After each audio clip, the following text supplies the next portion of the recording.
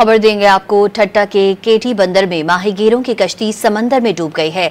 एक माहीगीर की लाश निकाल ली गई है, जबकि 3 की तलाश इस वक्त जारी है। केटी बंदर में माहीगीरों की कश्ती समंदर में डूबने से 5 माहीगीर समंदर में डूब गए। मोहम्मद अनीस नामी माहीगीर की लाश निकालकर दूसरे को बचा लिया गया। पुलिस के मुताबिक समंदर में डूबने वाले 3 माहीगीरों की तलाश के लिए रेस्क्यू ऑपरेशन जारी है। खबर देंगे आपको। ठट्टा के केटी बंदर में माहीगीरों की कश्ती समंदर में डूब गई है।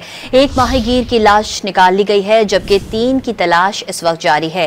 केटी बंदर में माहीगीरों की कश्ती समंदर में डूबने से 5 माहीगीर समंदर में डूब गए। मोहम्मद अनीस नामी माहीगीर की लाश निकालकर दूसरे को बचा लिया गया। पुलिस के मुताबिक समंदर में डूबने वाले 3 माहीगीरों की तलाश के लिए रेस्क्यू ऑपरेशन जारी है।